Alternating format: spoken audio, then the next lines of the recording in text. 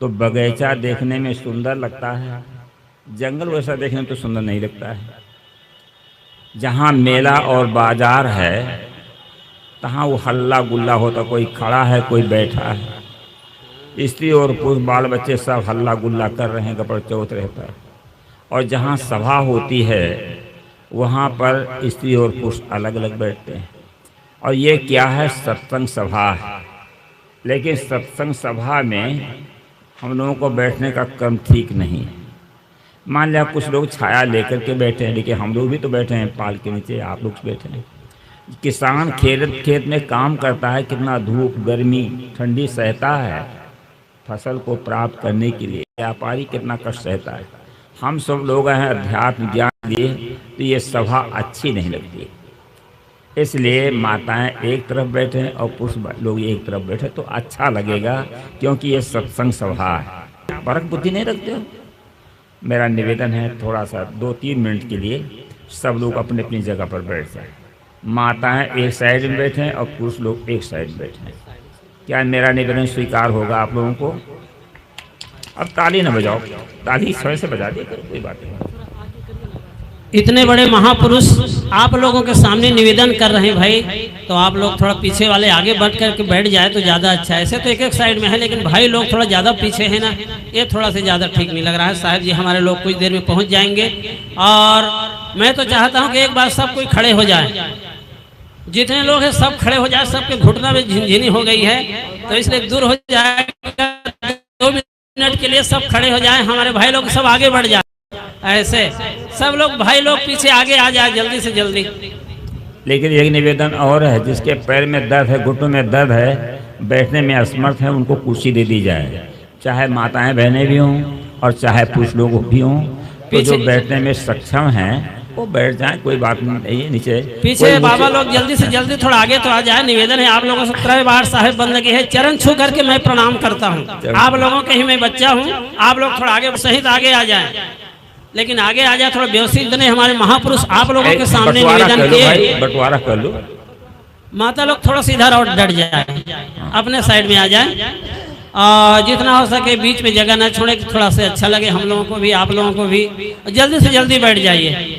बोलो सदगुरु कबीर साहेब की, सदगुरु कबीर साहेब की, सदगुरु राम सूरत साहेब की, सदगुरु अभिलाष साहेब की जय। साहेब बंदगी साहेब जल्दी से जल्दी बैठ जाए। हाँ साहेब जी से निवेदन है, समय को देखते हुए अपना विचार ध्यान रखें। जो कुर्सी पर बैठे हैं सब लोग संकोच न करें, बैठे रह जाएं। जो बैठे हैं जो ऐसे स्थिति में हो, और बाकी लोग आ जाएं तो अच्छा रहेगा। माताएं एक साइड बैठे और पुरुष लोग एक साइड बैठे तो देखने में अच्छा लगेगा। अच्छा भाई देखो, निवेदन तो कर दिया आप लोग, निवेदन स्वीकार भी कर लिए।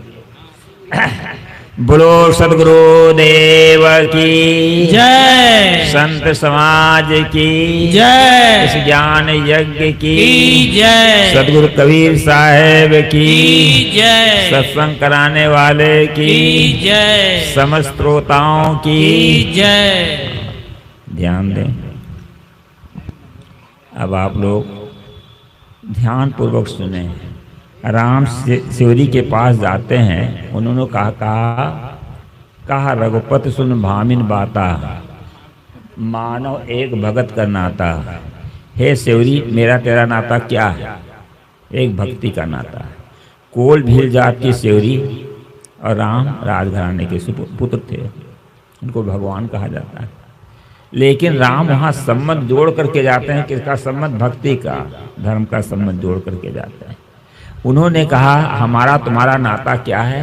भक्ति का नाता, धर्म का नाता। तो वहाँ कुछ कहते सुनते हैं, तो राम कहते हैं नवधा भक्त कहाँ तो एक पाही, तेरे पास मैं नवधा भक्ति कहने जा रहा हूँ। ये तो वक्ता अपना कहने जा रहा है, लेकिन श्रोता का कर्तव्य क्या है? सावधान। इसके बाद सुनो, सावधान तो हो जाओ, इसके बाद सुनो और फिर मन में धारण करो। यह संत महात्मा अपने हृदय रूपी कटोरा में ज्ञान का कोष जमा करके रखा है। कबीर साहब ने कहा, हाथ कटोरा खोआ भरा, मग जुवत दिन जाए। कबीर उतरा चित्त से छाछ दियो ना जाए, कबीर साहब कहते हैं हाथ में कटोरा में खोया भर करके मैं इंतजार करता हूँ। कितने बड़े दयालु संत हैं इसलिए कबीर साहब इंतजार करते हैं कोई लेने वाला तो ले तो, लेकिन जो चित्त से उतर गया उसको छाछ भी देने का मन नहीं करता, घोर मट्ठा भी देने का मन नहीं करता, लेकिन वो खोवा खिलाने के लिए तैयार हैं। और उन्हीं के अनुयायी संत गुरुजन है। त्याग वैराग साधना करके विभिन्न स्थलों पर भ्रमण कर, विभिन्न साहित्यों का अध्ययन कर और सत्संग करके अनुभव करके जो हृदय रूपी कटोरा में ज्ञान कोष जमा करके रखा है, वो जो है आपको लोगों के देने के लिए तैयार है। ये ज्ञान आपको कहीं और नहीं मिल सकता है।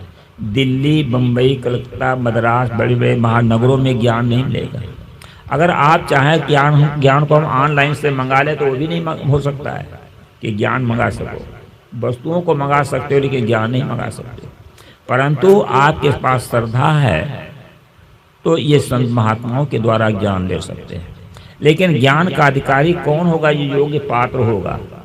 संत सम्राट सदगुरु कबीरदेव ने कहा है कि मलया गिर की बास में बेधा ढाक पलास, मलया गिर की बास में बेधा ढाक पलास, बेना कबू न बेधिया युग युग रहिया पास।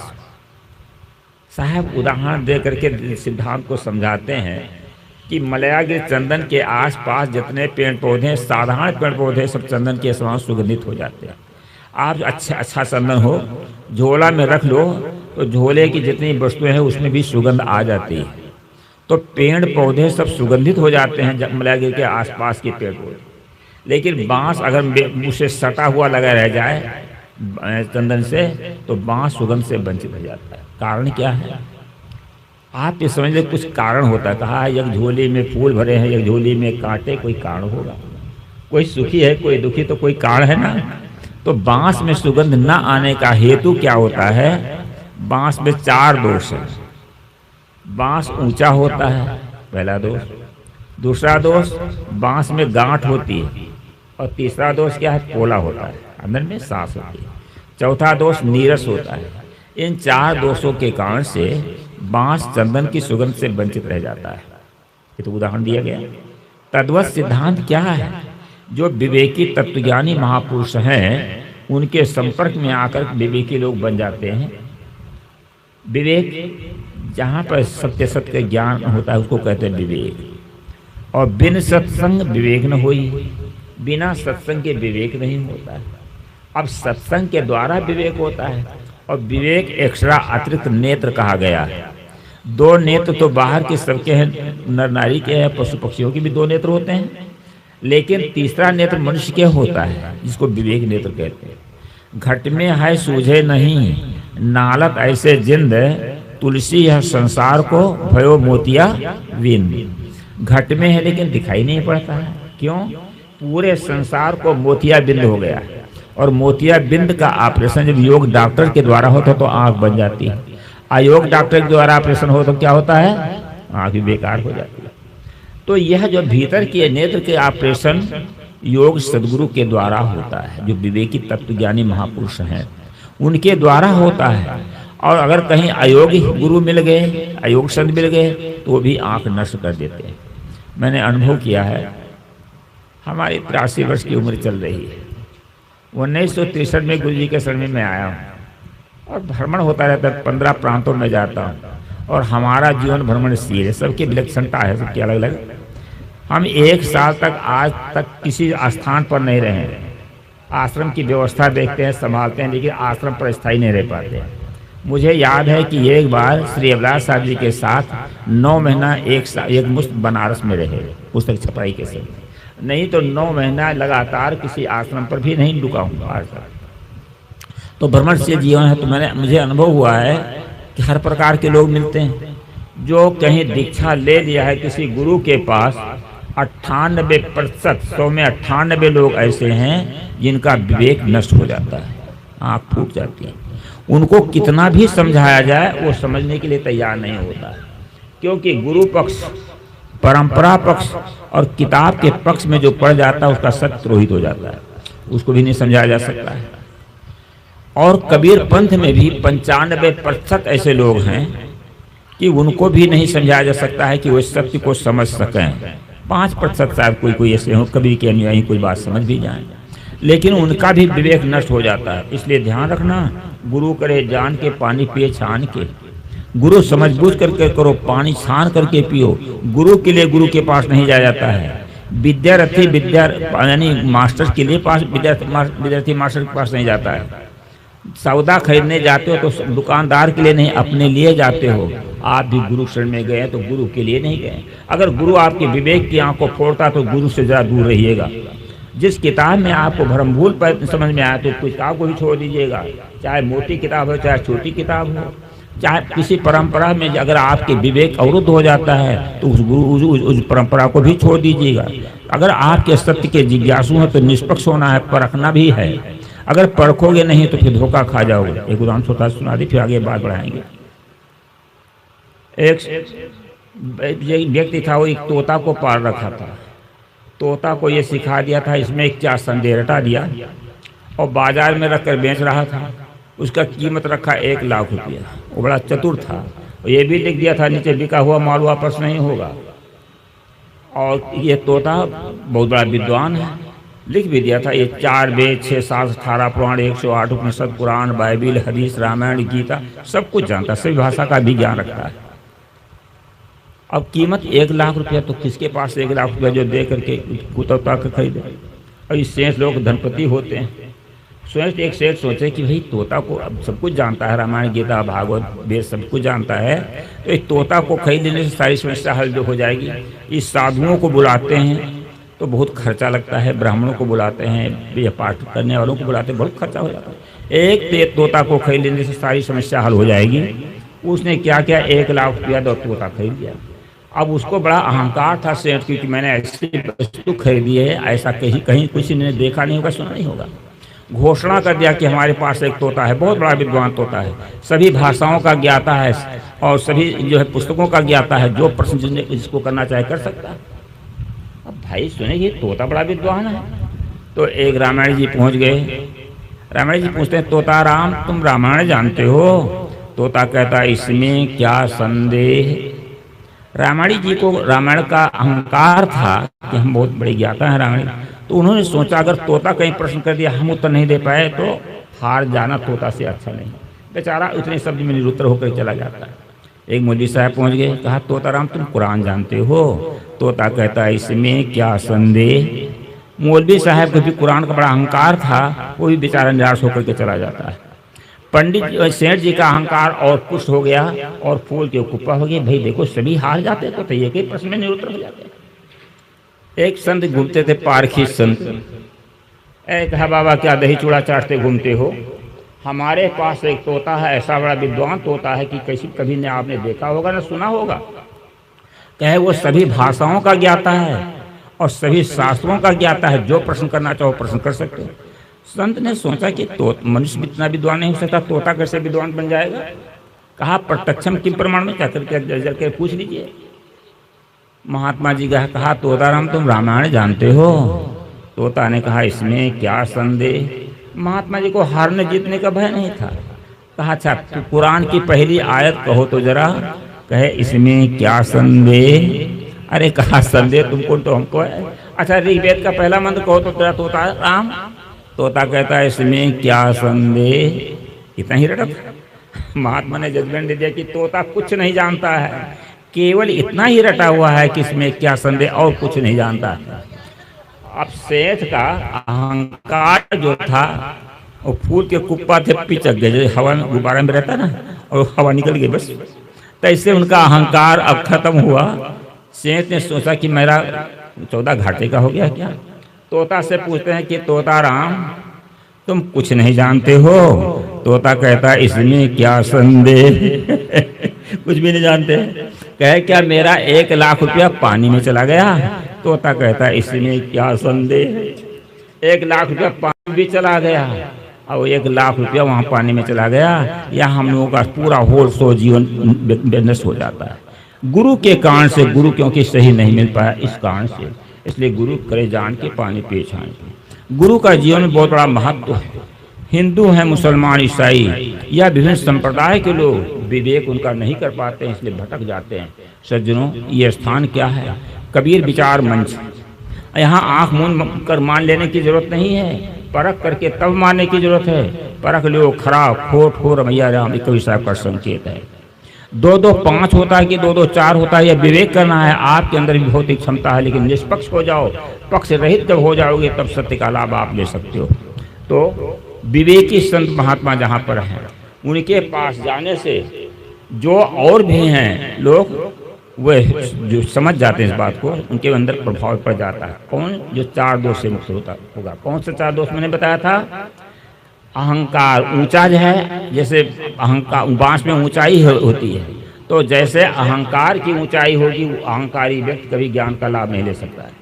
चाहे तन का अहंकार हो, चाहे धन का अहंकार हो, विद्या का अहंकार हो, रूप का अहंकार हो, किसी प्रकार का अगर अहंकार है तो अहंकारी व्यक्ति कभी ज्ञान का लाभ नहीं ले सकता है। इसीलिए कहा जाता है गुरु के पास जा करके वारो तन मन धन सबे पद प्रमाण।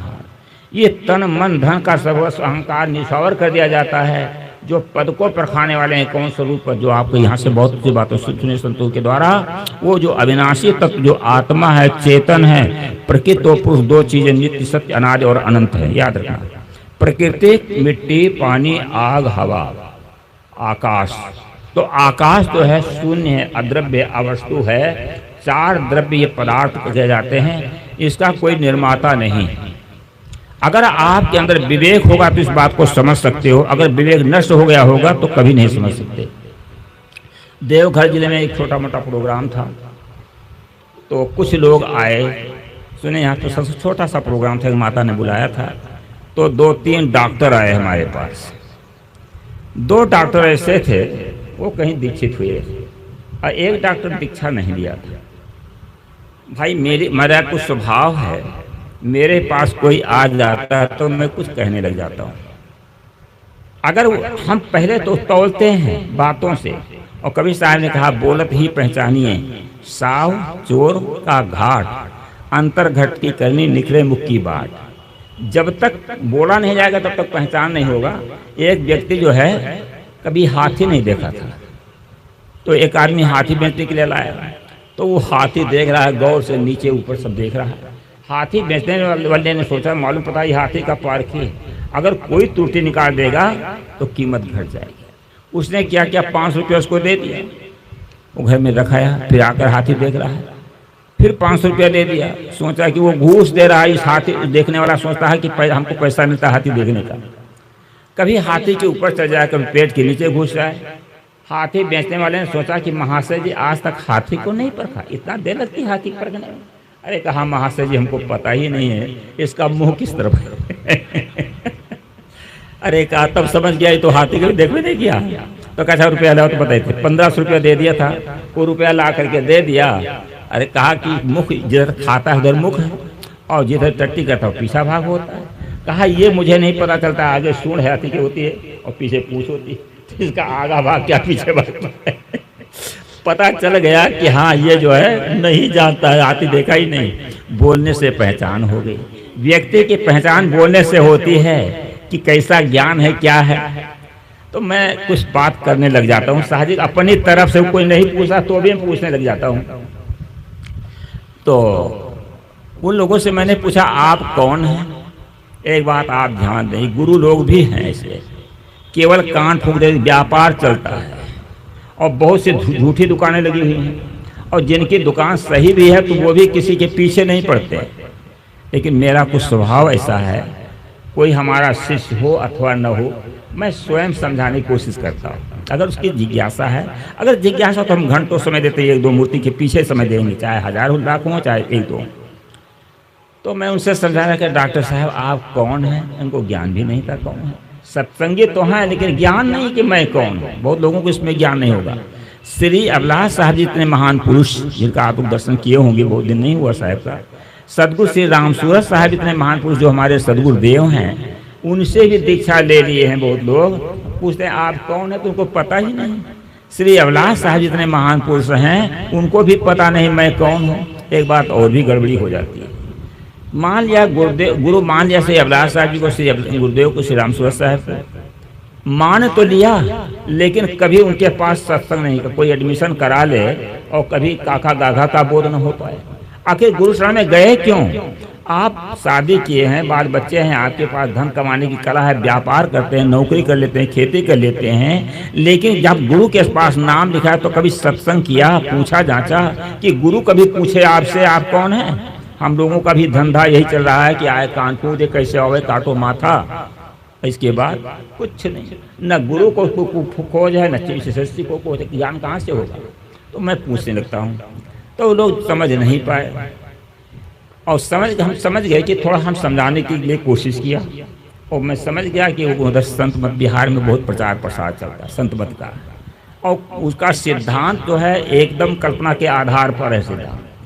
मैंने तो हम कहा कि आप लोग ईश्वर को मानते हो कि नहीं? कहा मैं मानता हूँ। अब समझाने लगे कि विवेक जगाने के हमारा उद्देश्य होता है। हमने कहा ईश्वर कण-कण में व्यापक मानते हो कि? हाँ, कण-कण में व्यापक है ईश्वर।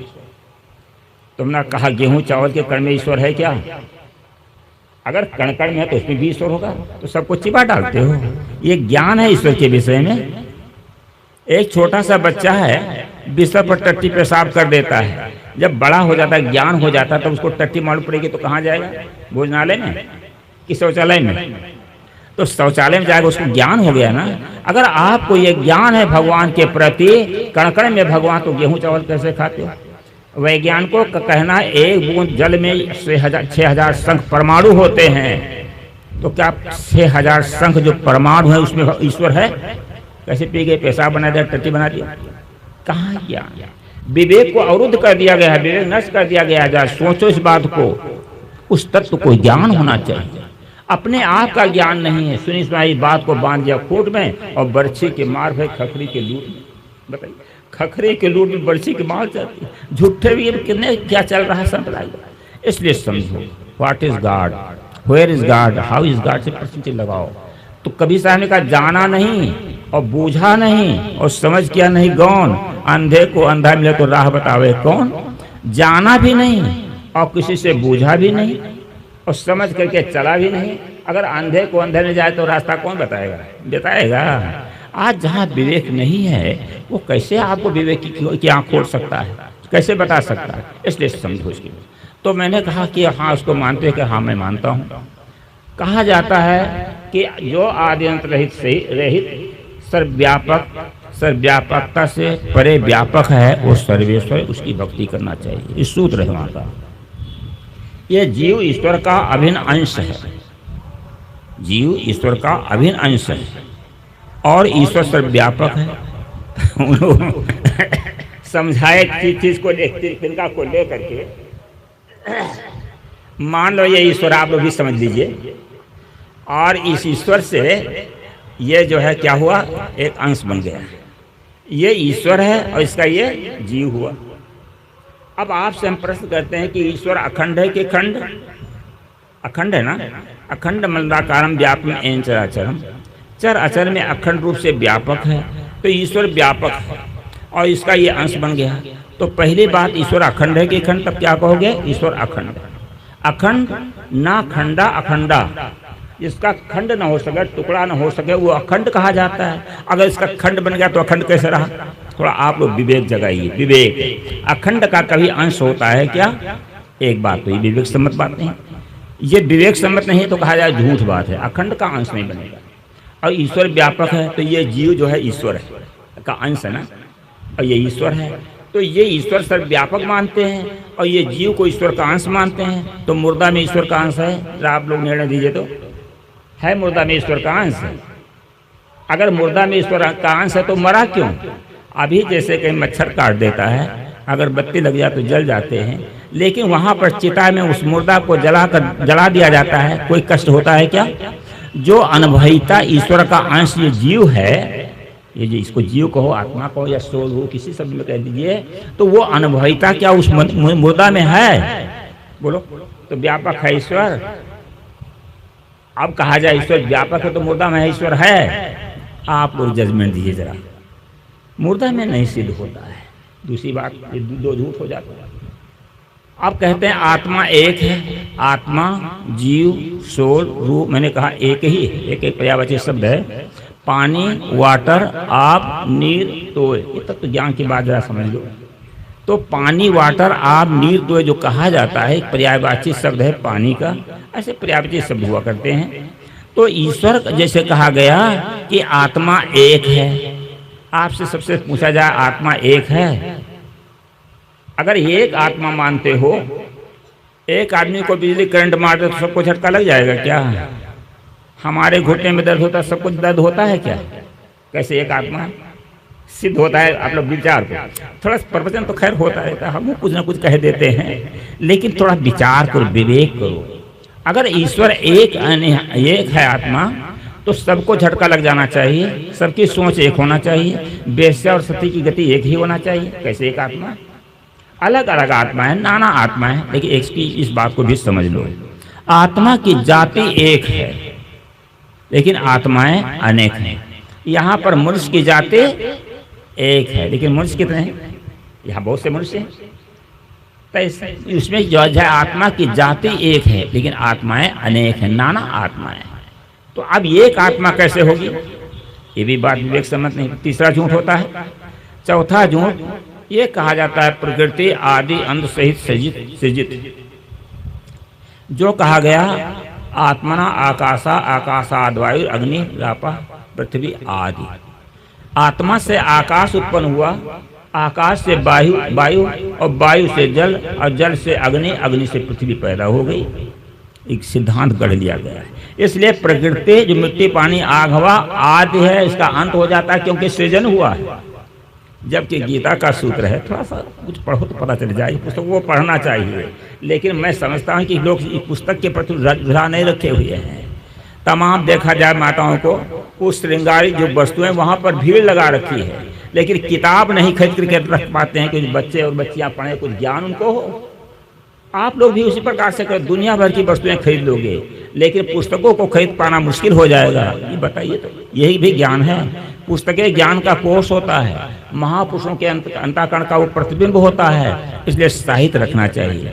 अंधकार है वहाँ जहाँ आदित्य नहीं है, और मुर्दा है वह देश जहाँ साहित्य नहीं है। तो कहने मतलब है साहित्यों को रखो तो पढ़ो भी। अब ये बड़ा बताओ, प्रकृति आदि अंत सहित सृजित हो सकता है? गीता में कहा गया प्रकृति से पुरुषं से विद्यनादि उभावपि, प्रकृति और पुरुष को तू अनादि जान। बोलो सद्गुरुदेव की। राजा जा करके बैठो, सावधान नहीं, जा करके बैठो। हम ऊपर इसलिए बैठे हैं आप लोगों को देखते हैं, और आप नीचे बैठे हैं श्रोता है, तो हम आपको देखते हैं, आप हमको देखते हैं। लेकिन सो मत, बेकार हो जाएगा समय। अच्छा तो देखो ये कौन होता है? चौथा झूठ होता है। जैसे पंडाल का आदि हुआ है, इसका अंत होगा कि नहीं? ये मकान बना है, इसका आदि है तो इसका अंत भी हो जाएगा। ये शरीर का आदि हुआ तो इसका भी अंत हो जाएगा, होगा कि नहीं होगा? तो आदि अंत सहित सृजित है, और जो अनादि अनंत असृजित है उसका कभी बना तो है नहीं। तो उल्टा कितना हो रहा है कि प्रकृति अनादि अनंत और असृजित है, लेकिन वो कहते हैं आदि अंत सहित। बड़े बड़े पुरुष लोग कह देते हैं। अब सबके दिमाग खत्म हो गया है, और वही झूठी रट्टू तोता के नाई सब लोग रट रहे हैं। ये चौथा झूठ। पांचवा झूठ जगत का करता है। वो हमने जो आरती लिखी है, आरत आत्म देव की कीजिए, अमृत बोध छका छक पीजिए, 5 झूठ उसमें बतलाया गया। तो अब ये बताइए, जगत का कर्ता निराकार है कि साकार? अगर निराकार कहोगे जगत साकार है कि निराकार, तब क्या कहोगे? जगत साकार है, और साकार को कोई निराकार निर्मित कर सकता है? अरे कुम्हार निराकार हो, मिट्टी पानी आग हवा निराकार हो, चक्रदंडा निराकार हो, तो साकार घड़ा बनेगा? मिट्टी पानी आग हवा साकार है, कुम्हार साकार है, चक्रदंडा साकार, तो साकार घड़ा बनकर तैयार होता है। तो अब मान लिया जगत का निर्माता अगर साकार सही पदार्थ को कहाँ से लाया, कहाँ पर बैठ करके बनाया, कैसे निर्माण किया, तो साकार होगा तो एक देशी होगा। ये कोई विवेक से मत बात नहीं। तो विवेक को, तो जगत को अनादि कहा गया है ना, तो अनादि जगत है, तो ये भी विवेक सम्मत बात नहीं कि जगत का आदि हुआ, शुरुआत हुआ। आप लोग ध्यान दें, समय भी पूरा हो गया है और संत महापुरुष पधार भी चुके हैं। मैं तो वाणी में विराम दूंगा। तो 5 झूठ कहा गया, और जो झूठ बोले वो पाप होता है कि पुण्य होता है? धन के लिए, जमीन के लिए अगर झूठ बोलते हैं तो उससे आपका व्यवहार का काम चलेगा, और जब धर्म के लिए झूठ बोलते हो तो क्या मिलेगा? इसलिए झूठ साँच की परख होना चाहिए। तो मैंने कुछ चर्चा किया, तो चर्चा बहुत लंबी हो गई और भी चर्चा होना चाहिए कि समय के अनुसार फिर होगी चर्चा। तो मैंने कहा मलया गिर के बाँस में बेधा ढाक पलाश। ढाक पलाश जो होते हैं साधारण लकड़ी सब सुगंधित हो जाती है, लेकिन बेना में बाँस में कभी सुगंध नहीं आती, क्योंकि बाँस में 4 दोष बतलाया। एक दोष है ऊंचा है बाँस, दूसरा दोष उसमें गांठ है, और तीसरा दोष है पोला है, चौथा दोष उसमें नीरसता है। इस पर चर्चा समय से होगी। अब मैं अपनी वाणी में विराम देना चाहता हूँ। बोलो सद्गुरुदेव की जय।